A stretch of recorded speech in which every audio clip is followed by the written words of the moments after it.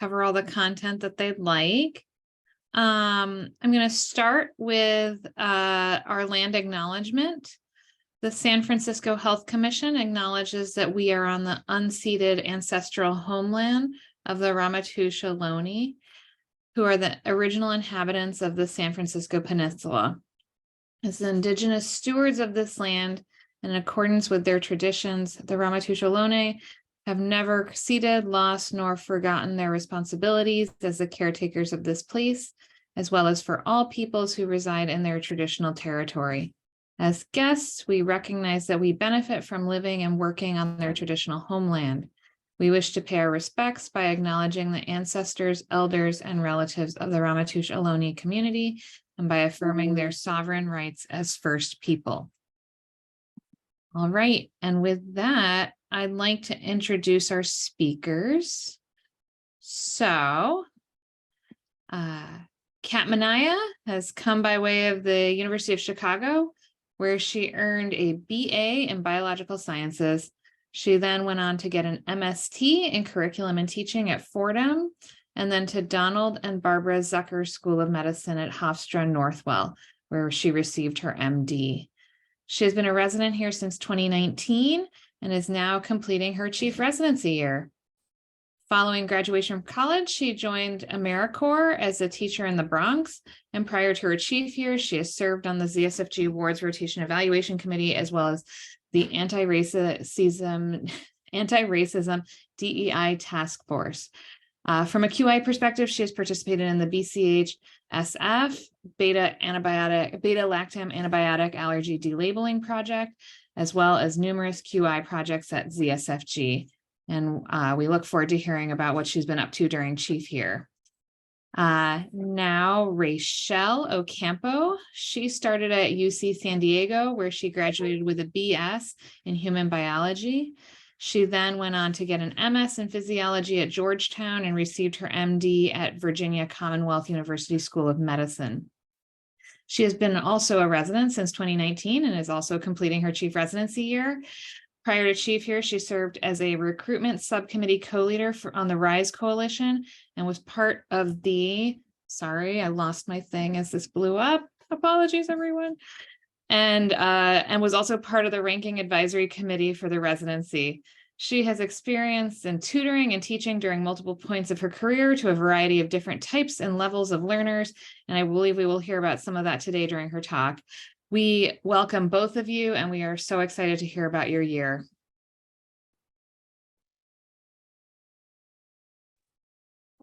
Hi, everybody. Yes, we would love to talk to you about what we have been up to all year. Thank you, Ellen, for those introductions. And thank you as well for the land acknowledgement. We have no disclosures. And today we'd like to talk to you about specific challenges that we've had this year that have led us to innovate and iterate upon what exists in the hopes of making them better. This includes onboarding as well as step 3 and pediatric board pass rates.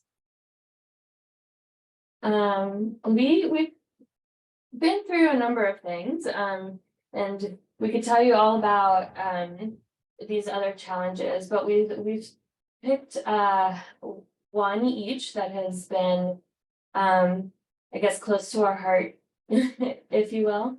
And I'll start with mine, where for the last year, I've been really interested in improving the way that we onboard our pediatric interns, particularly because I myself had an overwhelming time being onboarded. There were lots of challenges, and I was hoping to improve that for the interns of the future.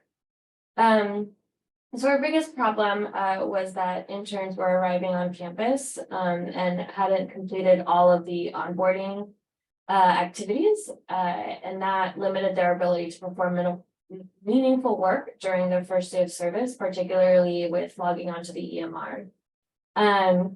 And I thought a lot about this as a way of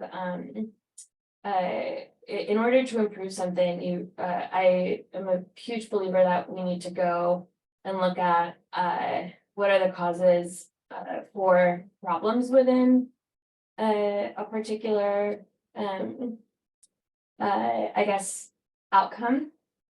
And so I thought a lot about the way that we were using our resources, what admin was able to do versus what the chiefs were able to do, and how much we were putting technology to work as opposed to people power. And I thought about the needs of the interns and how best we can consolidate this information. The first thing that came to mind was a checklist, and we've done it before. In urgent care, for example, our interns and all our residents, as well as our students, have a checklist, both for their first day of work as well as for their first note and the completion and signing of their first encounter. And this has worked really well for us, particularly in making sure that people complete the MSC, which historically has been forgotten. And since it works so well there, we decided that for the 2022 onboarding process, we would create a checklist with due dates and let people know how much time was required for each event.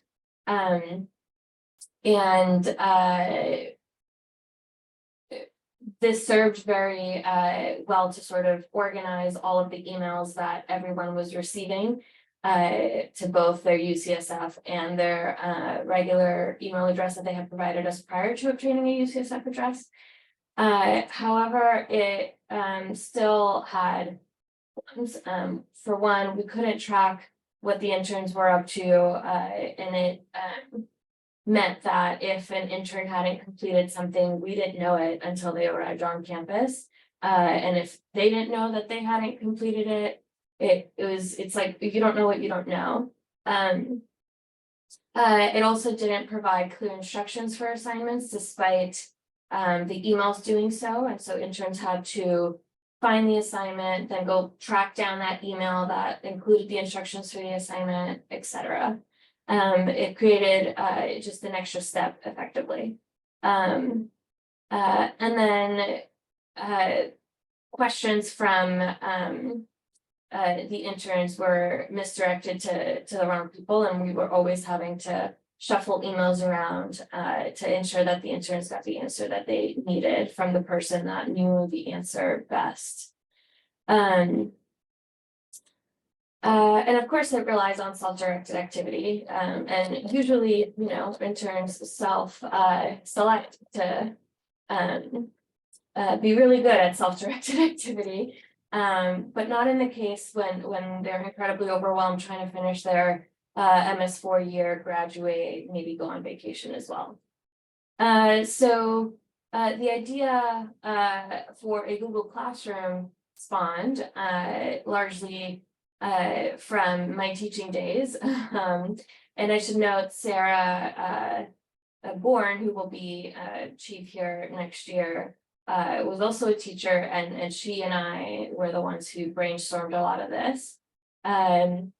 So for those of you who don't know Google Classroom, it was essentially a way to eliminate paper in classes, which grew particularly during the pandemic as students had to do more and more virtual schooling. It gives teachers an all-in-one place to do all of the teaching that they need to do. And so we thought it would be a pretty good platform to solve all of our problems. It has this ability to list all of your assignments and the instructions, as well as provide attachments. You can have virtual discussions on there, both privately with your teacher and privately with other students, as well as amongst the entire class. I could post something and people could discuss below what I have posted to answer each other's questions. It also works well with all the other Google Workspace apps. So for example, Google Hangouts, which works basically like Zoom. I can invite students to a Hangout if needed to answer questions. I could also record live sessions. Additionally, these assignments roll into Google Calendars. So you can see all of your assignments listed chronologically by due date. As well as days before the assignment is due, you'll get an email to your inbox saying, hey, don't forget this assignment is due soon. Finally, a Google Drive gets created with all of anything that you might upload for yourself onto the Google Classroom, should you have to upload anything. It's also quite secure. One of our biggest concerns when we first started thinking about the Google Classroom was that residents and interns would need to upload sensitive information. And we never asked residents to upload sensitive information, but should we ever need to, we know that Google Classroom doesn't keep any of this data and manages their security pretty thoroughly. So once we created the Google Classroom, we needed a way to make sure that students were able to, or rather interns were able to understand how to use the classroom. And so I created a video with instructions, which I can play for us potentially. Play some of it.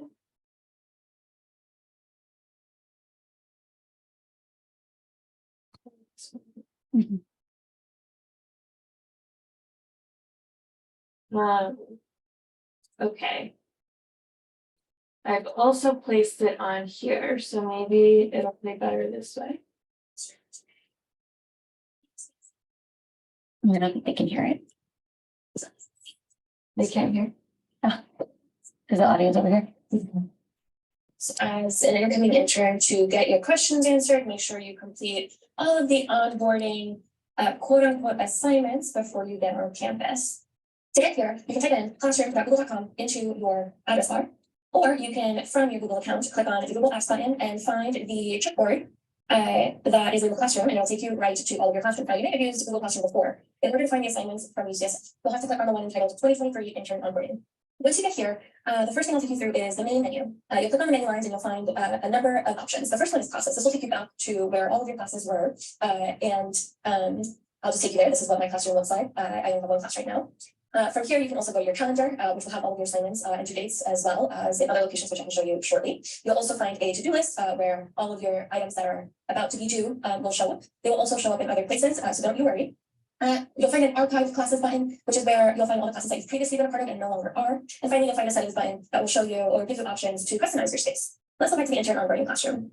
From here, you have several options, or should I say tabs at the very top. The first tab is entitled the stream. We are currently in the stream. This is where you'll find all new activity listed in chronological order. You'll note I am the only person right now who has been active on the Google Classroom. That's a lie. Here's Rex. He created an assignment a couple of days ago. We'll come back to our assignment shortly. Steve has also posted an assignment. The other thing you can do here is announce something to your class. So you can say, hi friends, I do not know how to complete the first assignment. If you need to upload any files or any videos or links or something from your Google Drive, you do have an option here. Once you post it, it'll be visible to the entire class, and the entire class can offer a response to your question. The next tab you'll note is the classwork tab.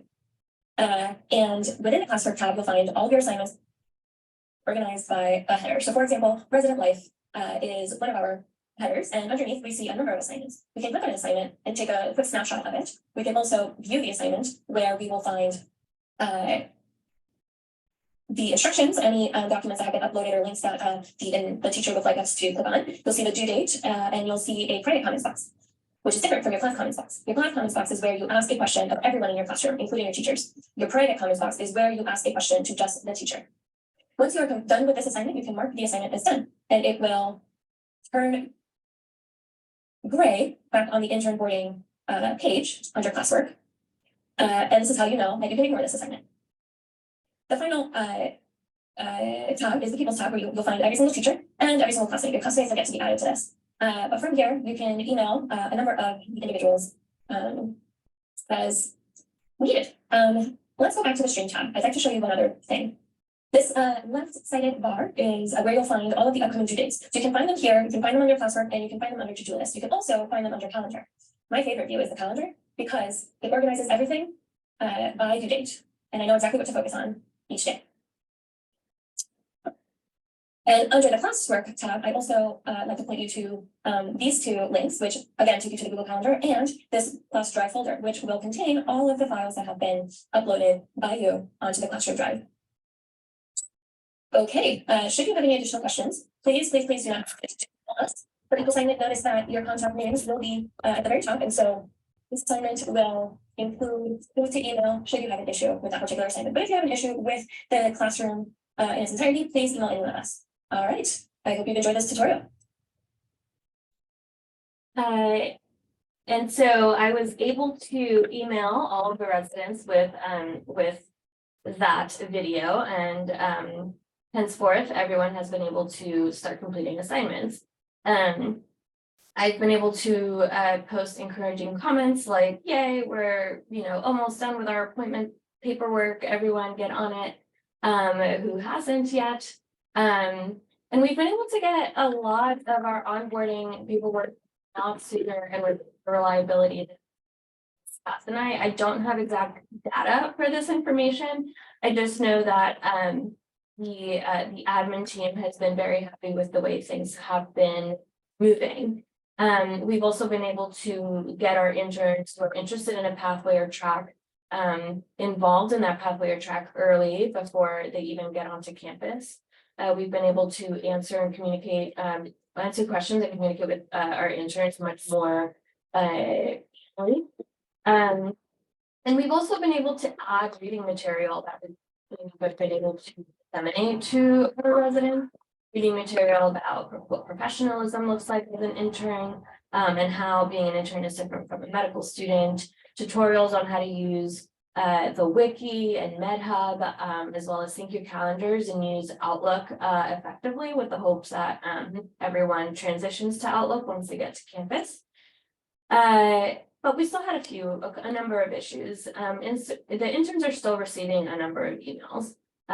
They still need to go look at those emails to get, say, their POI or other information that they need in order to complete a task that's specific to them. As mentioned, we haven't been putting any identifying information onto the Google Classroom. Interns still have to log on to several different platforms to get stuff done. And as mentioned a couple of times, interns can't upload sensitive data right now. But it has been fairly a great project, I think, for me. And so what we would do in the future, what I'm hoping that this turns into, is for us to move on to a more secure platform, something that maybe Outlook creates some kind of version of Classroom. I don't think that exists yet, and if it does, it's probably elementary as compared to Classroom. The pie in the sky would be to create a dashboard for all of GME, where all of onboarding happens via the UCSF Learning Center. And yes, I have spoken to about this with Kathy Julian, and we are not there yet. But that is my half, and I will turn it over to Rachel. Okay, thank you, Kat. So my portion is that I'm going to be talking about how our step 3 and boards pass rates among residents and how we've revamped some of our programs. Next slide. Is it going? Yeah.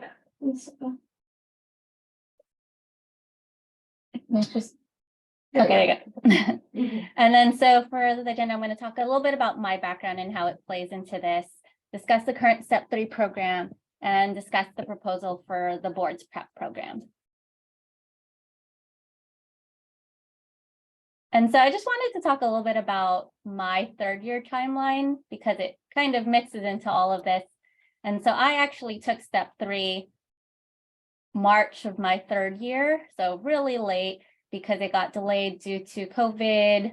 And I was also interviewing for jobs at the same time. I was actually going to accept a job, but then a few weeks later, or a few days later, I was offered a chief resident position here at the General.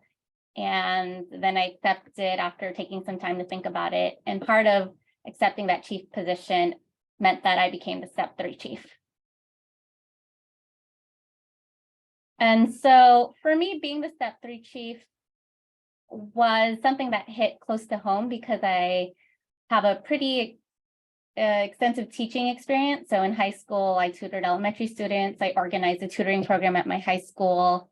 In college, I led collaborative learning workshops that basically supplemented college courses for math and science.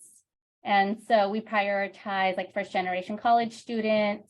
I created and designed my own lesson plans, handouts, worksheets, created interdisciplinary problems. And then also I was the academic director of one of the Filipinx organizations on campus. And so I ensured that our members were doing well in school, that we were working on like making sure we retain them or on retention. And then after college, prior to med school, I was a private tutor. And then I was also a Kaplan MCAT instructor. So I helped a lot of people prepping for the MCAT. And then in med school, I taught clinical skills to first-year medical students. And so the issue that came up, that has been coming up with step 3 and just boards rates in general, or boards pass rates in general, is that there's an increasing number of residents with test taking challenges. And so they have challenges with passing step 3. And then there's also been declining boards pass rates, more so like in general. And I'll show you the data later on. And so first I wanted to focus on step 3 and this year's program and things that we have done this year. And so for this year, we took a 2-tier approach. And so the first tier is identifying at-risk residents and then to providing them with support based on their risk stratification.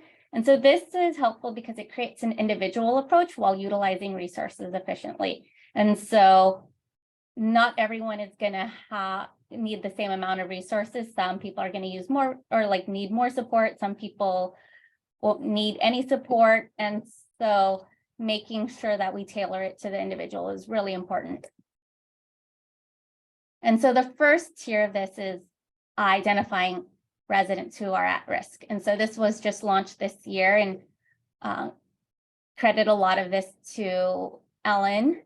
And so for pre-orientation, there was a pre-orientation survey that was sent out to the incoming R1s to self-identify into 3 categories. 1, I am confident I can pass. So basically saying that they're comfortable managing their own study practice. 2, I am a little worried. So residents thinking that they need more than the usual time or support to study for step 3. And then a 3rd category, which is I know I need help. So residents who have had a history of or challenges with passing standardized test exams. And so residents also with prior step 3 failures also counted as at-risk residents. And so this was the risk-based support that was created. And so as you can see, there are 3 different categories. 1 is standard support, 2 is enhanced support, 3 is maximal support. And standard support is offered to everyone. So everyone has advising meetings, everyone has access to materials, and that I'll go over in just a little bit. Enhanced support is the standard support, but plus the consideration of adjustment to schedules or the addition of a study elective. And maximal support is standard support plus meeting with a chief or advisor for test planning, schedule adjustments, schedule decompression to facilitate the planned exam, 2 chief resident driven coaching sessions, and near peer mentorship if available. And so going into the first category, so standard support, access to materials, one thing I noticed when I was studying for step 3 is that there are a lot of different advice given to me, given to other people. And so I kind of wanted to compile it into one document, but make it really brief. So one thing I created this year is a step 3 tip sheet. So I call it like a one-stop shop. And so I'll go next slide. And so these are some of the things that I put on there. I put on what the step 3 content looked like. So some feedback that I got where people were saying that they didn't know biostats was only on day 1, or that day 2 questions asked different questions compared to day 1. So looking at this, biostats and the pharmaceutical ads were only on day 1, and it's purely multiple choice questions, and they focus primarily on history and physical exam and diagnosis, whereas day 2 was mainly focused on prognosis and outcome, health maintenance, therapeutics, medical decision making, and then the computer-based case simulations. Another thing I'd put on the sheet is the test day breakdown. So a lot of residents are really busy taking care of patients that some of them didn't even know what the test day looked like. And so someone told me that they were surprised that there were multiple choice questions on day 2. And so what I included in the tip sheet is I included about how long the test days would be and what the breakdown of the blocks look like. So for example, here on day 1, you see there's 6 blocks of about 38 to 39 questions, about 60 minutes each. On day 2, there's still 6 blocks, but it's shorter. It's 45 minutes and about 30 questions, and then 13 cases, about 10 to 20 minutes each. And this was helpful for people who had test anxiety, who needed to really replicate what test they look like for them, especially when it came to time management and just predictability. And then the last thing I included on this tip sheet was just quick tips and resources. I didn't want to go into a very lengthy section, but I included things like the USMLE test questions. I included the interactive testing experience where residents can become familiar with what's on the cases and see what orders or what they had to type in to see what, or to bring up certain orders. The NBME practice test, biostats. So someone told me that, oh, you can write down your formulas on the scratch paper before starting your test. And that way you don't think about it when you encounter a biostats question. So like, I don't know the formula for like positive predictive value on the top of my head or negative predictive value. And so just having that ready so that you can use your time efficiently on test day when you encounter those questions. And then in terms of the case simulations, a lot of people use UWorld, but some people didn't know about this other resource called ccscases.com. And they have 157 cases last I checked, and they have a high yield feature where you can sort it by high yield. People rank them based on what they think is going to be likely on the exam. And so if you want to study efficiently, I tell residents to rank them based on high yield and start from the most high yield ones to the least. And then I also tell them during the last 2 minutes, it locks out where you can't place orders, you can't get results back. And so that's the 2 minutes where you should be counseling patients or putting your counseling orders, because you shouldn't be doing that during the test because you really want to use your time efficiently to try to diagnose the case or try to treat the patient. And then there's some videos that talk about CCS strategy. And so some feedback that I got, so this was sent to all the incoming R1s or residents, R2s and R3s who have yet to take step 3. And so one of the written feedback I got was, woohoo, past step. Thank you for all of the tips in the study guide. They were really helpful. And then going on to this middle tier, or this middle category, enhanced support. So considering the adjustment of schedules or the addition of a study elective. And so in terms of the study elective, residents can elect to use some of their elective or like one of their elective blocks to do a study elective. But some requirements are they must have their step 3 test date right around it. They have to submit a study plan. So it's not that they can just study free will, but they really have to construct a study plan, identify like what some of their areas of growth are needed based on like their previous exams or what they know of, perform a set number of questions, and then attend clinical conferences. So people can't, or residents couldn't elect to just do study electives, but they really had to create a thoughtful plan before it can get approved for them. And they really had to have a test day that was surrounding that block. Some residents wanted to do a study elective months in advance, but those wouldn't get approved. So they really had to be right around their test day. And then the last one, this last category, one of the main things for this maximal support is something that I piloted this year.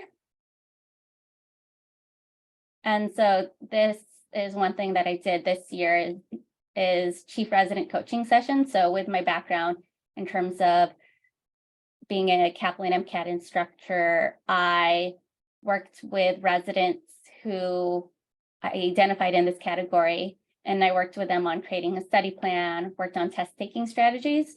So in terms of creating a study plan, we reviewed their history of test taking. So if they've had any failures, if they required more time, if they had any like test anxiety, if they had any external factors that affected their scores. We reviewed how much time that they've historically needed and how much time they would need for step 3. We reviewed what resources they're using. Some people use too many resources. Some people need additional resources. And then we use all of this to create a study calendar. And then the second session I would have with them is really reviewing their approach to test questions and doing some like test taking strategy, review some test taking strategies. So a lot of the times I would see people not only focusing on the correct answer, not really reviewing the other different answers. I would see residents either focusing too much in detail or not enough in detail. I would see residents not reviewing the material that they had just gone through. So like once they finish the question, they never reviewed that material again. And so test taking strategies was really an important session to helping residents pass step 3. And I would do additional sessions as needed. And so again, these were some common themes that I saw with residents is inefficient studying. So residents are so busy taking care of patients, learning the system, learning different things. And so some of the things that I help them with is really how to study more efficiently. Active recall is one of the best ways to study. And so I really had them as they were going through questions or even like looking at the answers, thinking about each answer choice, like in what situation would this be the right answer? And using that to help either rule in the right answer or rule out that distractor answer. And then afterwards, I would make sure that they review the distractor answer. So once they figure out, or once they found out what the correct answer was, I would make sure they review that they knew why the wrong answers were the wrong answers. So some residents were just, okay, this is the right answer, let me move on to the next. But I really wanted them to review the distractor answers because it really helped them create a schema in their mind on how to differentiate similar conditions or conditions that are commonly grouped together on standardized tests. And so in doing that, they're able to start having pattern recognition and start recognizing reoccurring topics that come up over and over again. And so I actually saw some residents start to have that pattern recognition and were able I had one resident 2 weeks out from step 3, had like a failing, I think, practice test. And we worked on some of these things and ended up passing step 3 by 20 points. So it improved. So the first time this person had took step 3 was, I think, 1 or 2 points below passing. And then in just like a month or few weeks of working with this person, improved by 20 points. And so basically was above passing score by 18 points. Another theme I saw was inefficient time management and test day. So some people continue to do study mode and would just get the answers right away. And some residents wouldn't do timed blocks.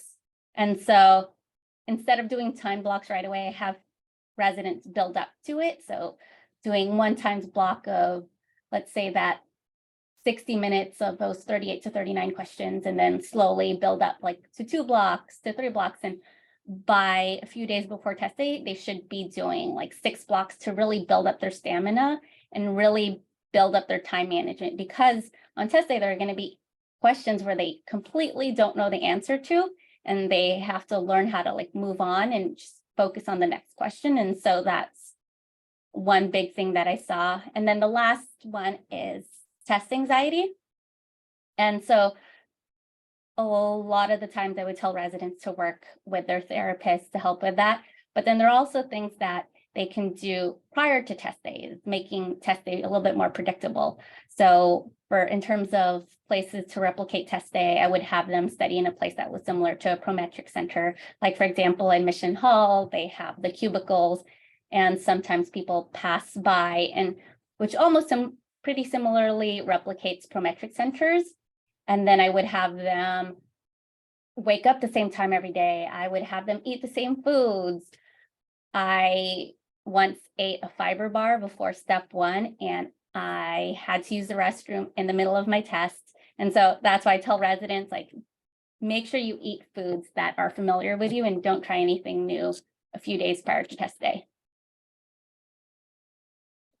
And so in terms of step 3 and its current status, so 100% of the R1s, R2s, and R3s who have opted into this program have passed. 2 residents who previously failed step 3 passed following this intervention.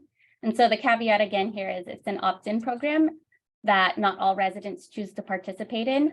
One resident was identified as needing maximal support, but didn't utilize the resources offered prior to taking step 3, and unfortunately did not pass and is now going through this intervention. And hopefully I will have more data for you next year.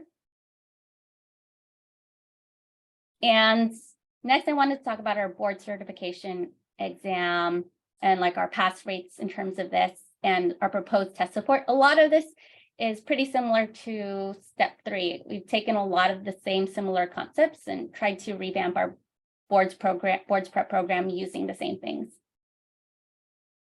And so the issue here is that we have declining boards pass rates, and some of this is due to us, or like to UCSF not taking into account like step 1 and step 2 scores as much as when we do applicant reviews. Some of this is due to like the pandemic. There's a lot of like different factors, but one thing that I was particularly passionate about is that most of these most of the residents who didn't pass boards were people of color and who didn't have support either in their like academic career or prior to coming here. And so this is the ABP initial certifying exam first time test pass rates. And so this is everyone who has taken the ABP certifying exam within 7 years of graduating residency and just first time pass rate. So in 2018, the pass rate was 91%, 2019 was 87%, 2020 was 87%, 2021, 81%, and then 2022 is 80%. So you can see a slow decline.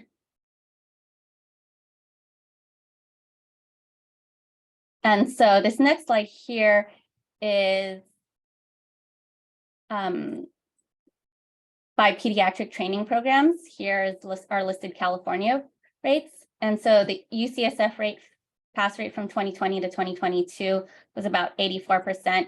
And if you take a look at similar programs of similar size, so Loma Linda had 91 examinees, theirs was about 79%. CHLA had about 91 residents, their pass rate was 87. UCLA, 86, their pass rate was 88. Show 75, 89%. Stanford had 86 examinees, their pass rate was 92%. So, and ours was 84%.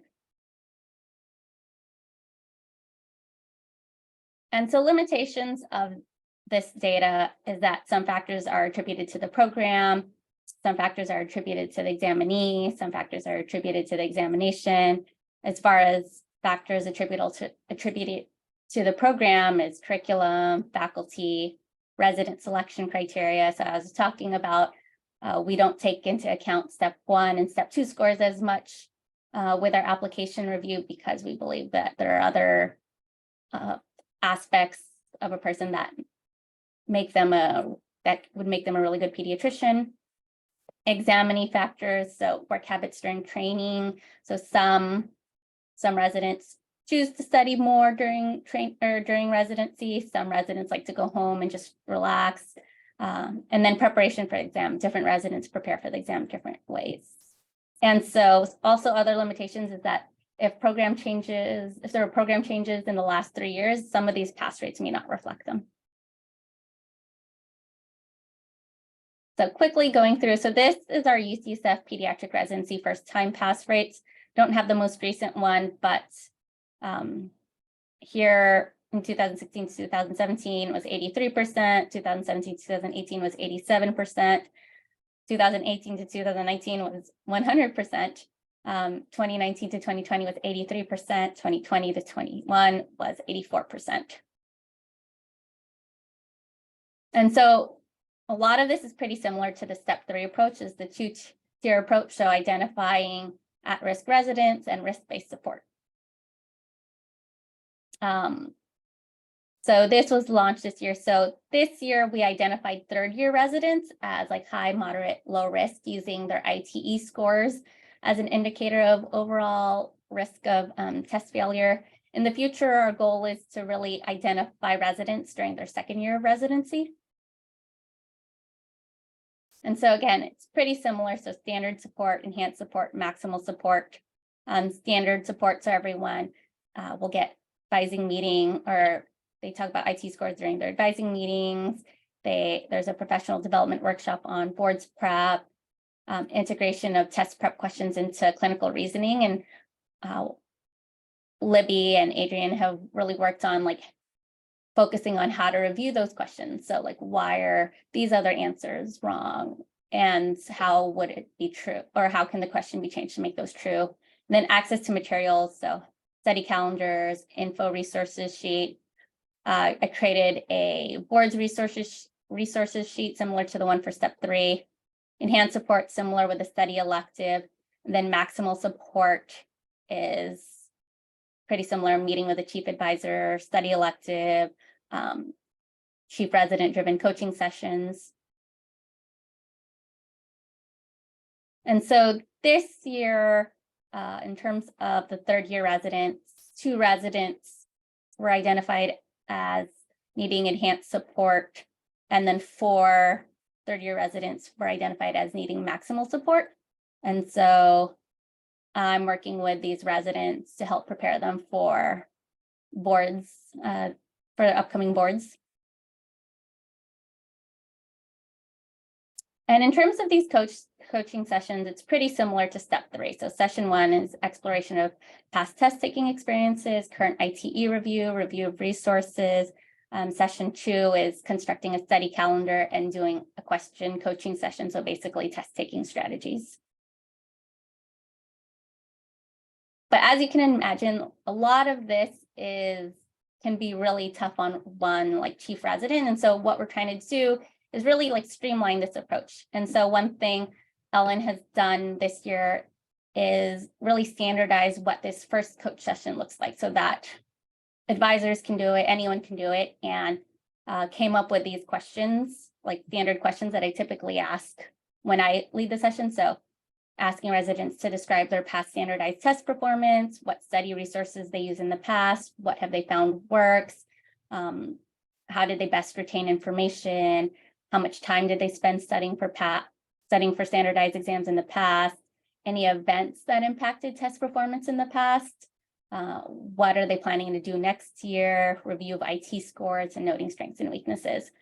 And so by the time they come to me, I can really do a really focused like needs assessment and really focus on residents' preferences, resident strengths and areas of growth to really optimize an efficient study plan for them and really hone in on those test taking strategies.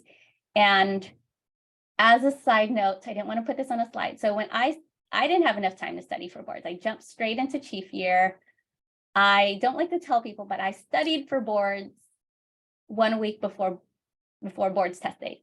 And I think the reason I passed was because I utilized a lot of this efficient test taking strategies.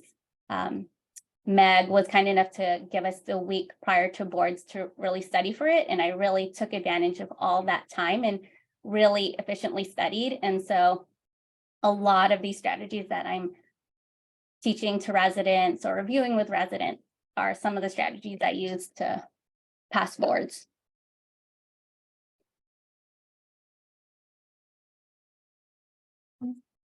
And so in terms of evaluation for this, we're going to take a look at outcomes in terms of step 3 pass rates, board certification pass rates, percent of individuals who passed on second attempt following intervention, satisfaction with test prep program, satisfaction with the residency program, and then near peer mentor enrollment.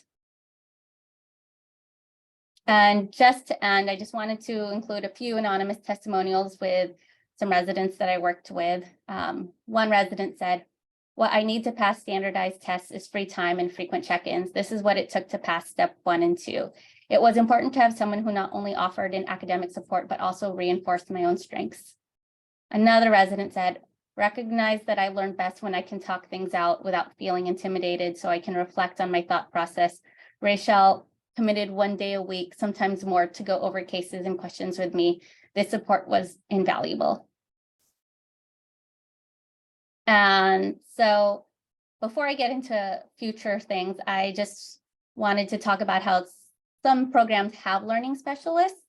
And so ideally, a learning specialist would do a lot of this work, but because we don't have that, I did a lot of really identifying resident needs and utilizing that in terms of a test prep agenda or calendar for them. So in terms of future, I will be staying here at UCSF CSFG as faculty this upcoming year and supporting the Rising Chiefs.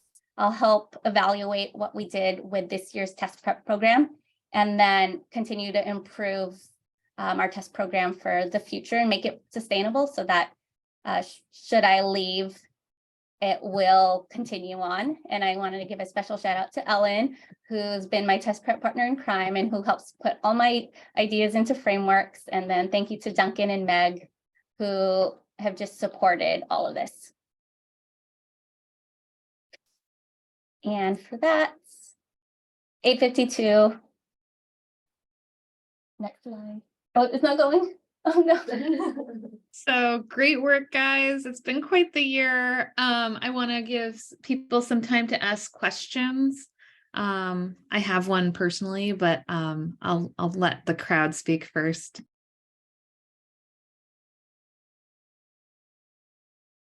Hey, thanks. Hey guys, can I speak up? Because I gotta tell you, what Kat has done is amazing. The onboarding process is going very smoothly. There are some hiccups, but we're working through them. And I'm personally going to be sharing this with my TA steering committee, see if we can make it a standardized issue for the hospital in general. So I think that's amazing. You wanna share that? Testimonials from Jesse, I think, worth a lot. We have 2 hands up. Camila, do you want to go first? Sorry, yes, I'm on my phone. This is clunky. This is amazing. I only got to tune in for the second half, so I'm sorry. But Rachel, I'm so inspired by the work you did because I think that you hit on something that was a big struggle for me during my chief year. And I have 2 questions. Well, one, I just wanted to point out a comment I put in the chat, which is that there's real clear evidence that standardized testing mechanisms were developed by psychologists who were eugenicists. And so that's a manifestation of structural racism that we're seeing our BIPOC trainees struggle with this. It's not a them problem, it's a by design problem. So I really appreciate just building on a resilience and a strengths-based approach, Rachel. It's such brilliant work.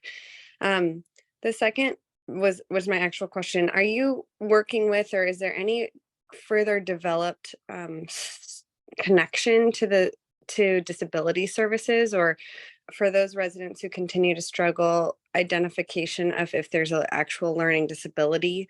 Any progress that's been made? That is actually a good question because it's something that we're encountering with this new class. We don't have any connection with them currently, but it's one that I would like to look into. And so I am glad you brought that up. Awesome. I'm happy to just chime in on that, Camila. It's Meg. We've been very proactive about reaching out to incoming interns this year to make sure that they understand that if they need accommodations, that they should be letting us know in advance so that we can set it up. Unfortunately, UCSF GME continues to struggle with supporting learners for test taking, as you have been chief before, but that was one of the reasons that was so motivating to have Ellen and Rachel take this away, and Rachel's really brought it to a great level. Alma, you're up. Hi, amazing. I am so amazed by both presentations and the amount of work that has gone into both of them. It really solidifies my true belief that some of the best doctors have been teachers that I've met in my career. And it's amazing that, physicians enter this educational field without any teaching experience necessarily. So thank you both for highlighting what teachers can do for us. I think my questions were similar to Camila and what was announced, also discussed a little bit by Meg about accommodations for residents. I mean, there's accommodations for medical students and even for pre-medical students, through learning specialists, making sure that if people need accommodations, and it's not necessarily, well, it's this whole thing about, getting rid of this feeling that, we're not good enough if we actually need some sort of accommodation. So thank you for talking about that. And also thank you for bringing the academic bent to this. And hopefully with the experiences that you get from this program, making this be something that programs all over will do for their residents. So thanks. Meg, I don't know if you're raising your hand to respond, but I know Gaspar had a question. I just wanted to, it's not really a question, it's just a shout out. And I just wanted to say how much I appreciate Kat and Rachel and the incredible work that they've done this year. I think that I'm really delighted that they have an opportunity to showcase some of their work in this forum, because the chiefs do so much behind the scenes. And I think we all see them in clinic and, on the wards and that kind of thing, but the chief job is really so much more. And I just am very grateful for everything that they've done this year. So thanks. Agreed. Gaspar, do you want to take it? We'll close it out with your question.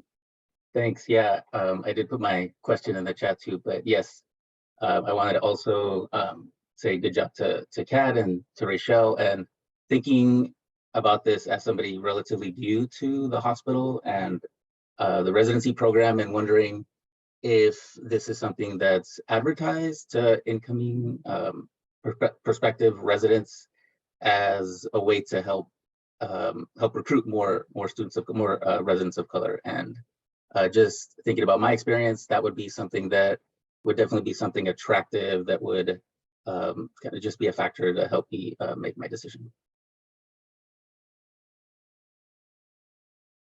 In terms of the program, it wasn't as solidified with this applicant cycle. And so there was nothing really put into like frameworks or put into writing. It was a lot of like trial and error, like just working with residents, really doing a lot of the front work. And then after working with some residents, Ellen and I were able to sit down and really think about, okay, what did I actually do with these residents that helped them out? And we were able to work on this like risk stratification and like support framework, but it's definitely something that we would love to advertise to future applicants, especially with this upcoming one this fall.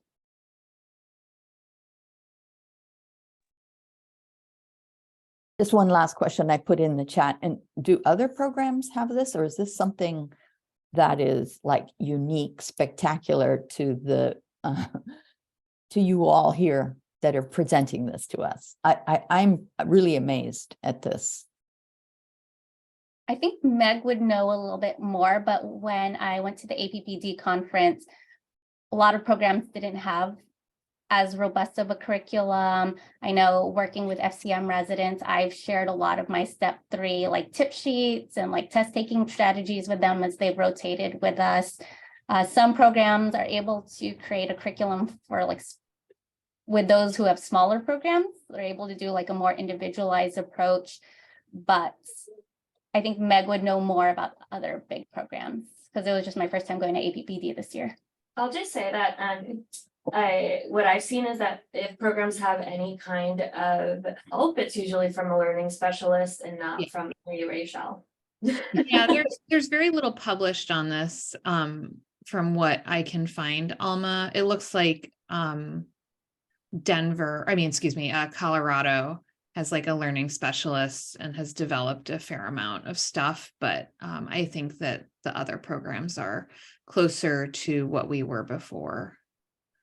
And I think that in terms of pediatrics boards preparations, some of the programs have more formalized strategies, but as Ellen said, there hasn't been so much published about the step 3 preparation.